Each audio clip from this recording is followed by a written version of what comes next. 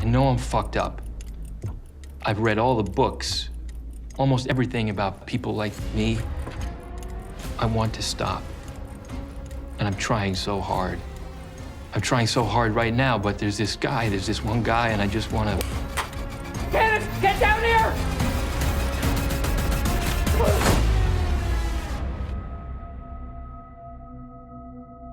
This show is unlike any serial killer show you've ever seen before. It's a human drama, and I think it goes much deeper than most serial killer dramas do. What we were after was trying to create the most normal serial killer you could. Obviously, with very severe limits on how normal you can get.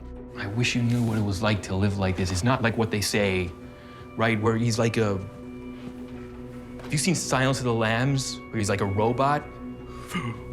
It's not like that. But you don't want to make him just a villain, because that's not interesting. And because what he's doing is trying to delve deeper, hoping to find something worth saving. What if you see psychopathy as more of a spectrum? And the robot does exist on that spectrum. And so does the complete psychopathic charmer. The Sam character isn't that either. I know this has to end, right? This has to stop. I don't know how.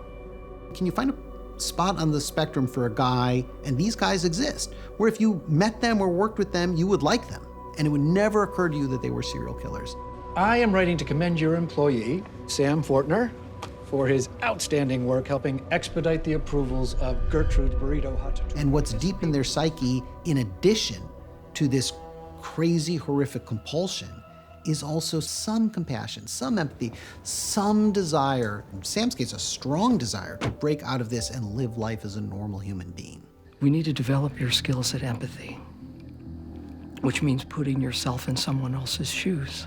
The truth is, most people need to work on this. But you, in particular, can benefit from growing in this regard.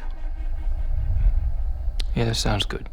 Casting a serial killer isn't intrinsically that hard, but we were looking for something very different. We were looking for a serial killer who wanted to get better, and therefore had to elicit some level of relatability and sympathy from the audience, along with the abhorrence. There's a combination of him being a bit terrifying, but I think there's a sadness to looking at who he is. I think when we saw Donal do it, we sort of breathed a big sigh of relief. I can't imagine anybody but him in that role. This one deserves it. You have resisted this impulse with him for a long time. Months? 4 months? That's incredible. I can't, I have to do it now. Stop, stop, stop. There's no explanation for why he behaves the way he does and the things that he does, which works because it is inhumane.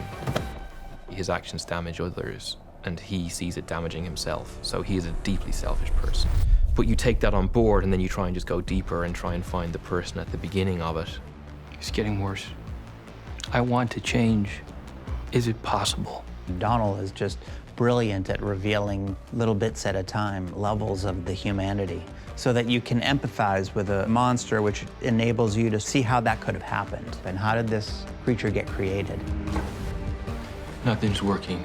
I'm not so sure about that. After all, you haven't done anything yet. Let's keep trying.